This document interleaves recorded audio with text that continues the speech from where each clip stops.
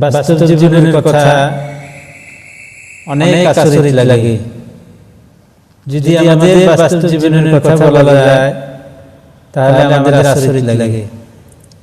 দেখবেন ম্যাক্সিমাম বেশি অংশ মানুষ আমাদের সমাজে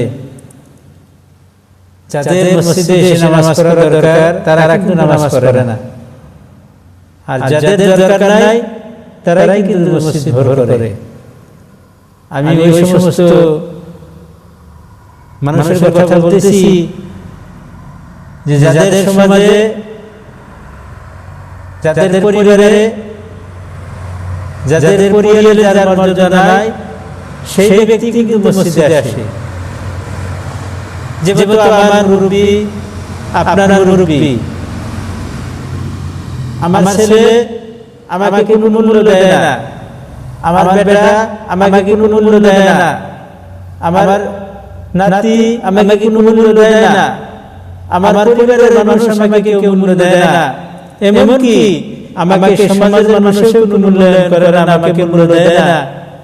ওই সমস্ত মানুষ মসজিদ ভর হয়, ওই সমস্ত মানুষ মসজিদে এসে তারা আল্লাহর ইবাদত করে।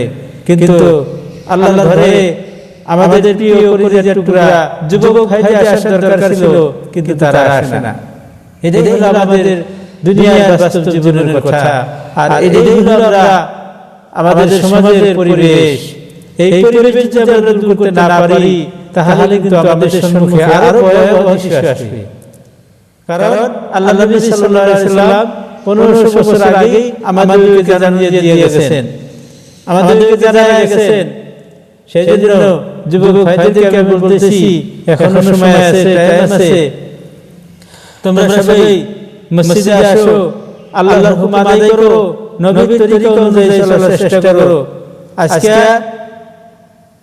তুমি আমি বা তোমার আমার মতো অনেক ভাইরা, যুবক ভাই যারা অনুভব করতেছে, যারা অনুতপ্ত করতেছে যে আমি তো বেঁচে থাকবো আরো বহু বছর, আমি বেঁচে থাকলে আল্লাহর ইবাদত করব। আমাদের পরিবারে যেটা সৃষ্টি হয়েছে যে আমাদের বাপ দাদারা নামাজ পড়ে, আমরা ঘুরে বেড়াই, আমরা ফজরের টাইমে ঘুম পারি, আমরা সারা রাত মোবাইল টিপি, সারা দিন পরিশ্রম অবনন পরিশ্রম করি, মেহনত করি, রাত্রে বেলা মোবাইল টিপি, ফজরের আগে ঘুমাইছি, 10টা 8টা 9টা 7টা 5টা পর্যন্ত আমরা ঘুম পারি। মৃত্যু কিন্তু কারোর জন্য রয়ে থাকে না। আপনি ভাবতেছেন যে আমি যুবক আছি, আমার নিকটে মৃত্যু আসবে না, আমি অনেক দিন আরাম আসবো, কেউ বলতে পারবে না রে ভাই। মৃত্যু কার নিকটে কোন দিন আসবে কাউকে জানা আসবে না। সেজন্য আমরা এই দুনিয়ার দিকে আল্লাহ যতদিন জীবিত রাখবে নবীর তরিকা অনুযায়ী চলার চেষ্টা করি, আল্লাহর হুকুম মেনে চলার চেষ্টা করি। দেখবেন আপনার প্রত্যেকটা কাজের ভিতরে ফায়দা হবে, প্রত্যেকটা কাজের ভিতরে লাভ হবে, প্রত্যেকটা আমি যে কোনো কাম করব সেই কামের ভিতরে আল্লাহ রাব্বুল আলামিন বরকত দিবেন। আমরা চেষ্টা করব না ভাই, আমরা যদি চেষ্টা করি, আমরা পুরো দিন মেহনত করি, পরিশ্রম করি, কষ্ট করি, হাজিরা করি, মজুরি করি, যাই করি, সময় মতো কিন্তু নামাজটা আদায় করা যায় রে ভাই, কিন্তু আমরা পড়ব না।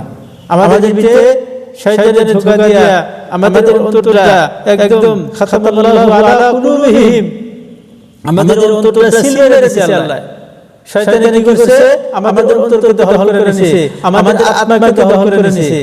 যার জন্য এত ভালো কথা বলা হয়, এত প্রত্যেক শুক্রবারে ইসলামিক কথা বলা হয়। এই যে ফেসবুকের দ্বারা আমি মানুষের সম্মুখে ভিডিও ধারণ করি, শুধুমাত্র ওই সমস্ত মানুষের জন্য যারা নাকি ইসলামের দৃষ্টিভঙ্গি চলার চেষ্টা করে না, তাদেরকে আমি অনুরোধ করি, প্লিজ অনুরোধ করি, আপনারা দয়া করে মসজিদমুখী হন, নবীর তরিকামুখী হন, নবীর সুন্নাতকে অনুসরণ করেন, কতদিন বাহাদুরি করে চলবেন রে ভাই। একদিন কিন্তু এই দুনিয়া থাকবে, আমি থাকবো না, সব কিছু থেকে দেবে, কিন্তু আমি থাকবো না। সব থাকবে, খালি বাবা আমি থাকবো না। দেখেন না লক্ষ্য করে, আমাদের পূর্বপুরুষ, আমার দাদা ছিলেন, আমার আব্বা ছিলেন, আমার মা ছিলেন, আমার দাদা ছিলেন, পূর্বপুরুষ ওনারা ছিলেন, কিন্তু ওনারা নাই। এই পৃথিবী কিন্তু আছে, এই পৃথিবী চলে গেছে, ওনারা নাই, তথাপি কিন্তু পৃথিবী কোরআনে আটকায় নাই। আমিও থাকবো না, এই পৃথিবী ছেলে থাকবো, এই পৃথিবীর কর্ম স্তব্ধ হবে না, এই পৃথিবীর সমস্ত কর্ম চালাতে থাকবে, সমস্ত কিছু চালাতে থাকবে, কিন্তু আমি থাকবো না। এগুলো কথা আমাদের মনে পড়ে না, মনে করার চেষ্টা করি।